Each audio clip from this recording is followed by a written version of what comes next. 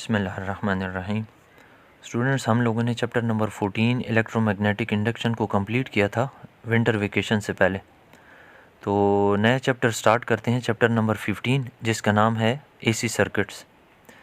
मैंने इस चैप्टर को 5 सेक्शंस में डिवाइड किया है। आप ये मत समझिएगा कि मैंने इसको 5 लेक्चर्स में डिवाइड किया है। ये 5 सेक्शंस में अगर हम स्प्लिट करके समझेंगे तो समझने में काफ़ी आसानी हो जाएगी। सबसे पहला जो है उसके अंदर मैं आपको इस चैप्टर का इंट्रोडक्शन, एक ब्रीफ सा और चंद एक इम्पॉर्टेंट टर्मिनोलॉजीज़ यानी टर्म्स आपको समझाऊंगा, जो कि पूरे चैप्टर में फिर बार बार इस्तेमाल होंगी। इससे अगले हिस्से में हम एसी सर्किट के साथ सिंगल एलिमेंट से मेरी मुराद है रेजिस्टर, इंडक्टर, कैपेसिटर को individually one by one AC circuit के साथ कनेक्ट करेंगे और उसका बिहेवियर स्टडी करेंगे। फिर इसी तरह जब ये एक एक का बिहेवियर समझ आ जाएगा तो फिर हम दो दो को कनेक्ट करेंगे, रेजिस्टर को इंडक्टर के साथ, रेजिस्टर को कैपेसिटर के साथ। तो ये इसका तीसरा हिस्सा होगा। यानी पहले में इंट्रोडक्शन हो गया, दूसरे में सिंगल एलिमेंट्स हो गए, तीसरे में दो दो हो गए। अच्छा, चौथे हिस्से में हम जब दोनों का बिहेवियर समझ आ जाएगा तो तीनों को कनेक्ट कर लेंगे। इस सर्किट को बोलेंगे RLC सर्किट। अब इनको कनेक्ट करने के दो तरीके हैं। हम इन तीनों को पैरेलल में भी कनेक्ट कर सकते हैं और सीरीज़ में भी कनेक्ट कर सकते हैं। हम यहाँ पर सीरीज़ में कनेक्ट करेंगे। वजह यह है कि हमारे चैप्टर में इन तमाम सर्किट्स को सीरीज़ में कनेक्ट किया गया है। इसका यह हरगिज़ मतलब नहीं है कि इनको पैरेलल में कनेक्ट नहीं किया जा सकता, लेकिन कोर्स जो है रिस्ट्रिक्टेड है हमारा। अच्छा, ये हो गया जी इसका चौथा हिस्सा। पांचवें हिस्से में इसके एप्लीकेशंस होंगे, जिसके अंदर रेजोनेंस और इनकी एप्लीकेशंस हो गई, मैक्सवेल इक्वेशन, इलेक्ट्रोमैग्नेटिक वेव्स ये किस तरह प्रोपेगेट करती हैं, और इसी तरह ये मेटालिक डिटेक्टर्स जो हैं ये कैसे काम करते हैं। इस चैप्टर के अंदर हमने जो टॉपिक्स पढ़े होंगे उनके एप्लीकेशंस देखे जाएंगे। सबसे पहला क्वेश्चन तो ये है कि एसी करंट्स को सेपरेटली क्यों पढ़ा जा रहा है, डीसी और एसी करंट्स को इकट्ठे क्यों नहीं पढ़ा गया। आप लोगों ने ऑलरेडी चैप्टर नंबर 12 इलेक्ट्रोडायनेमिक्स में डीसी करंट्स को स्टडी किया हुआ है। तो इसका जवाब ये है कि एसी सर्किट्स में जो बिहेवियर है करंट का, वोल्टेज का, वो डिफरेंट होता है डीसी से। अब डीसी करंट्स को पहले आप समझ लें, तभी आपको ये समझ आ जाएगा कि एसी करंट्स को सेपरेट क्यों पढ़ रहे हैं। डीसी करंट वो है जो कि मैग्नीट्यूड में या डायरेक्शन में, जिसे मैं पोलैरिटी कह दूं तो ज़्यादा मुनासिब रहेगा, नहीं बदलती। डीसी करंट से मुराद डायरेक्ट करंट है। ये वो करंट होती है जो कि ना मैग्नीट्यूड में चेंज होती है, ना पोलैरिटी में चेंज होती है। आपको यहाँ पर राइट साइड पे जो ग्राफ नज़र आ रहा है उसमें मैंने दो किस्म की डीसी वोल्टेजेस को रिप्रेजेंट किया है। डीसी करंट जो है वो दो टाइप्स की होती है। एक को बोलते हैं प्योर डीसी। ये जो डॉटेड लाइन है ये डीसी वोल्टेज को रिप्रेजेंट कर रही है, जबकि ये निचली लाइन जो है ये पल्सेटिंग डीसी को रिप्रेजेंट कर रही है। पल्सेटिंग डीसी को फ्लक्चुएटिंग डीसी भी कहते हैं। यानी इसका मैग्नीट्यूड तो चेंज हो रहा है, पोलैरिटी यानी डायरेक्शन चेंज नहीं हो रही। ये दोनों डीसी करंट्स हैं। ठीक हो गया। डीसी करंट के जो सोर्सेज हैं उनमें हमारे पास डीसी जनरेटर हैं, सेल हैं, बैटरीज हैं, वगैरह वगैरह। ये था जी डीसी। अब आ जाते हैं एसी करंट की तरफ। एसी से मुराद अल्टरनेटिंग करंट।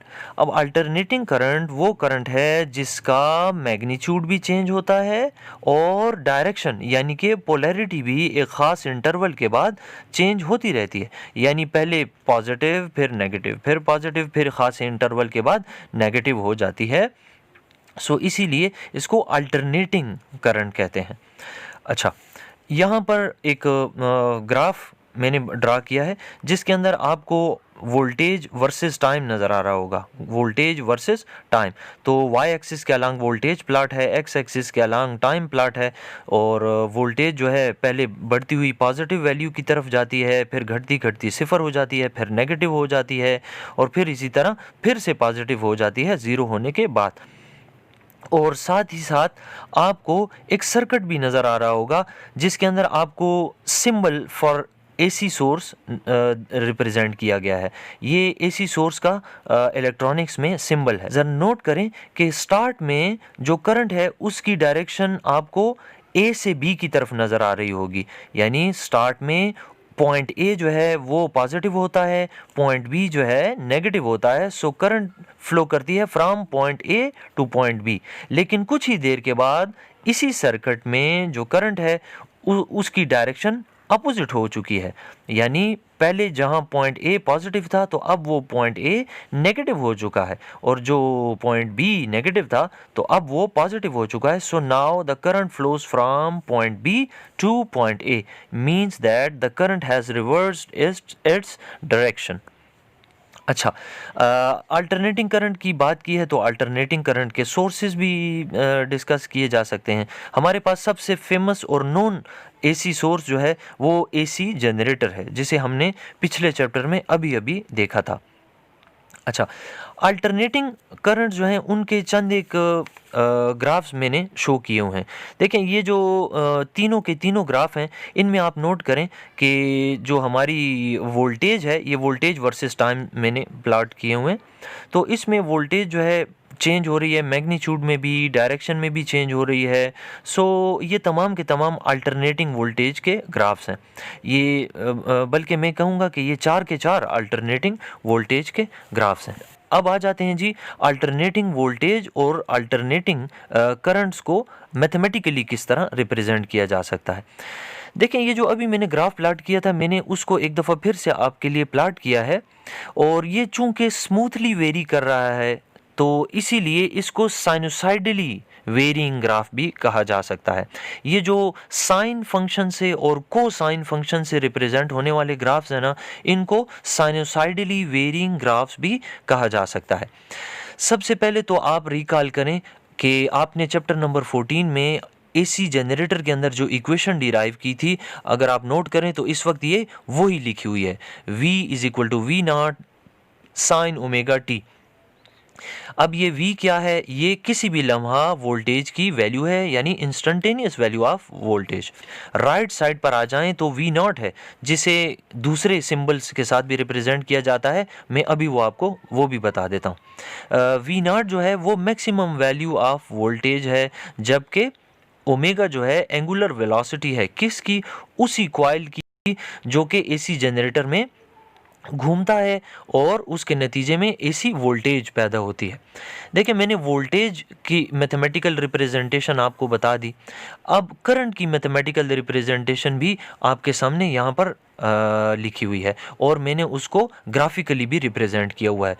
एक आपके पास वोल्टेज की इक्वेशन है और राइट साइड पर वोल्टेज वर्सेस टाइम ग्राफ है। फिर इसी तरह करंट की इक्वेशन है और करंट वर्सेस टाइम का ग्राफ है। अब इस इक्वेशन में भी लेफ्ट साइड पर आई रिप्रेजेंट कर रहा है इंस्टेंटेनियस वैल्यू ऑफ करंट को, I0 रिप्रेजेंट कर रहा है मैक्सिमम वैल्यू ऑफ करंट को, जबकि omega is the angular velocity. अच्छा, अब ये तो चंद एक इंट्रोडक्टरी बातें हो गई। अब आ जाते हैं जी उन टर्मिनोलॉजीज़ की तरफ जिनको हमने ऑनवर्ड आगे इस्तेमाल करना है। सबसे पहला वर्ड जो है वो अभी अभी मैंने इस्तेमाल भी किया है, वो है इंस्टेंटेनियस वैल्यू।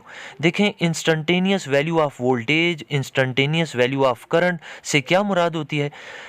इससे मुराद होती है at any point the value of alternating current और alternating voltage is called as instantaneous value. अच्छा, नेक्स्ट सेकंड है साइकिल। अब यहाँ साइकिल से मुराद है जो वोल्टेज वर्सेस टाइम मैंने ग्राफ रिप्रेजेंट किया है या current versus time graph show किया है। इसमें आप देखें कि ये जो मैंने एक्स एक्सिस के पैरेलल, टाइम एक्सिस के पैरेलल लाइन ड्रा की हुई है, हॉरिजॉन्टल लाइन, इसके ऊपर जो नज़र आ रहा है ये पॉजिटिव साइड है, और इससे नीचे देखेंगे तो नेगेटिव साइड है। तो बहुत सारी वैल्यूज़ अल्टरनेटिंग वोल्टेज या करंट की पॉजिटिव साइड पर भी होती हैं और नेगेटिव साइड पर भी होती हैं। सो इन सब का जो सेट है इसको हम कहते हैं वन साइकिल।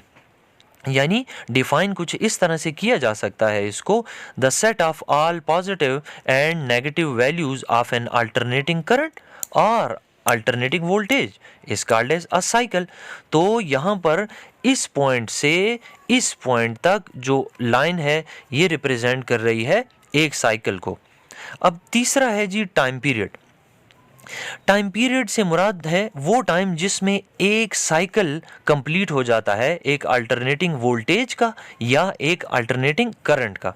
ठीक है, एक पॉजिटिव उसका पार्ट और एक नेगेटिव पार्ट मिला लें तो एक साइकिल बनता है, और इस एक साइकिल को कंप्लीट करने में जितना वक्त लगता है उसको टाइम पीरियड कहते हैं, जो कि आमतौर पर हम सेकंड्स में रिप्रेजेंट करते हैं। अच्छा, अब चौथी टर्मिनोलॉजी जो है फ्रीक्वेंसी है। फ्रीक्वेंसी को हम कुछ इस तरह से डिफाइन करेंगे कि number of cycles of alternating voltage और alternating current in 1 second is called as its frequency. Pakistan में जो फ्रीक्वेंसी है अल्टरनेटिंग वोल्टेज की और अल्टरनेटिंग करंट की वो है 50, और एसआई यूनिट जो है फ्रीक्वेंसी की वो हर्ट्ज है। फिफ्थ टर्मिनोलॉजी जो है उसका नाम है पीक वैल्यू। डिफाइन कुछ इस तरह से करते हैं, the maximum value reached by N alternating wave form या एसी वेव फॉर्म। आपको मैंने यहाँ पर एक ग्राफ शो किया हुआ है जिसमें voltage along Y axis and time along X axis plot किया गया है। अब आप नोट करें कि ये जो टाइम एक्सिस है इससे हॉरिजॉन्टली ऊपर चले जाएं तो सबसे मैक्सिमम वैल्यू जो है वोल्टेज की, वहाँ से लेकर इस लाइन तक के दरमियान जो डिस्टेंस है इसको पीक वैल्यू ऑफ वोल्टेज कहते हैं। अगर ये करंट वर्सेस टाइम ग्राफ होता तो हम इसको पीक वैल्यू ऑफ करंट कह देते।